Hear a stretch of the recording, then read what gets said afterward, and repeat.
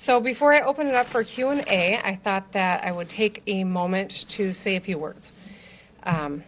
This has been a tough time. There's no question. We've been 12 weeks into this, and it is something that I think has been difficult for many.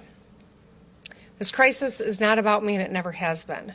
It's about a killer virus that is confronting all Americans. We need to have some perspective and remember that this is about the people of Michigan who are mourning the loss of a loved one or the loss of a business or a job. It's about our brave first responders who put their lives on the line taking care of others.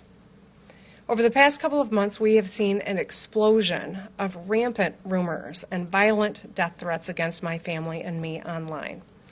Because of that, I'm not going to get into the business of refuting and discussing every aspect of my whereabouts or dispelling every inaccurate statement or post, because frankly, there's just too many to keep up with.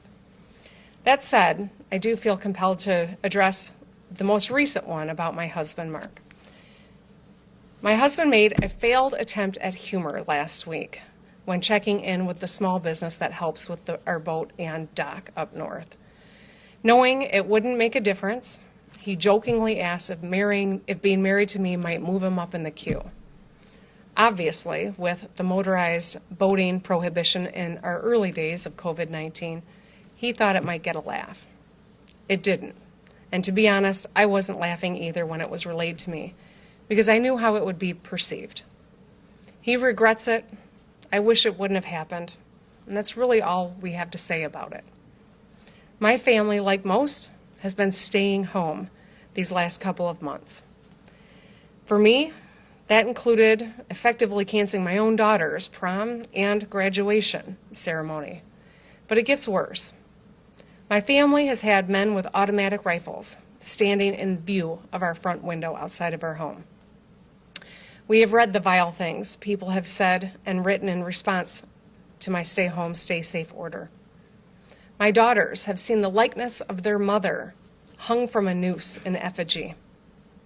We have weathered demonstrations that were egged on or participated in by some sitting Republican leaders.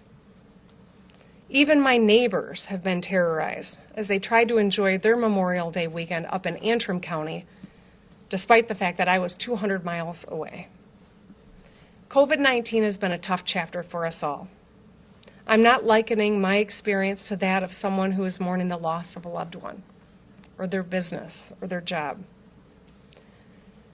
But that's why, precisely, we have to get this right. Because none of us, not one of us, ever wants to go through this again with a second wave.